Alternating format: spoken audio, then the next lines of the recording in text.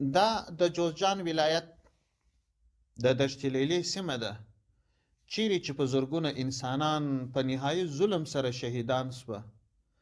دا سیمه د داسې وحشتونو بیان د حال په ژبه کوي چې ټولې نړۍ ته یې غږ رسولی دی.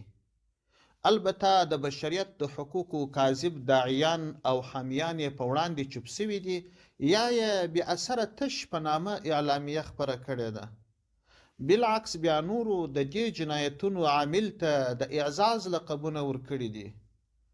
چا د خالد بن ولید لقب ورکړی دی، چا د محبت په زوی بللی دی، چا جنرالي، چا مارشالي ورکړې ده او داسې نور.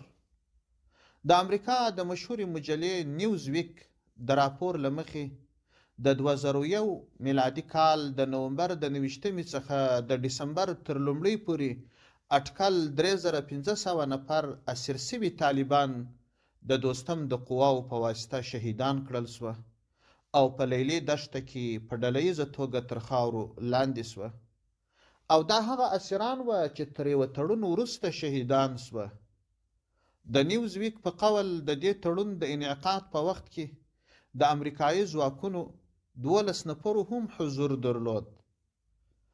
په همدغه دشت لیلا کې د وروستۍ فاجعې یعنی د 2001 میلادي کال څخه مخکې په 1999 میلادي کال کې د دسمبر په 10 د 2000 انسانانو څخه زیات قتل عام سوه. یو عیني شاهد وایي ما په قلعه زیني کې اسیران یو شمیرل. دوی 8000 نفر وه. په دوی کې یو شمیر د کندوز پښتانه هم شامل وه چې د جګړې سره هیڅ تړاو نه درلودی. په دغه ترڅ کې ځینې اسیران وتښتېدل، ځینې د پیسو په بدل کې آزاد سوه.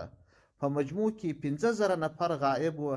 یوازې 3015 نفره پاته سوه چې د 27 کانټینرونو په واسطه شبرغان محبس ته واستول سوه. په لار کې پر کانټینرونو باندې د محافظینو لخوا د ډزو په وجه اکثره اسیران ووژل سوه چې بیا یې جسدونه په لیلې دشته کې په ډلهییزو قبرونو کې ښخ کړل سوه. په دشت لیلې کې د زرګونو بېګناه انسانانو وینې توی سوې.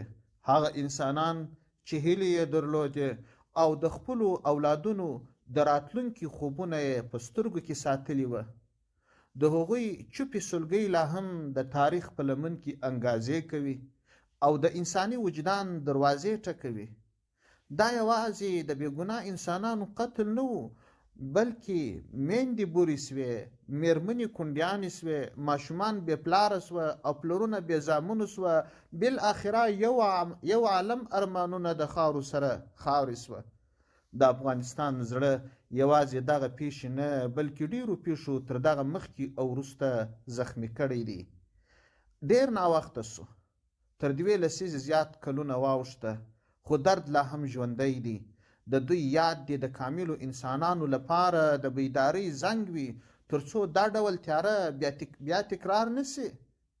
د 2022 میلادي کال د مارچ د میاشتې 25مه ده چې دې دښتې ته د حاجم لارح الله اخوند او عبدالرزاق جان سره راغلم.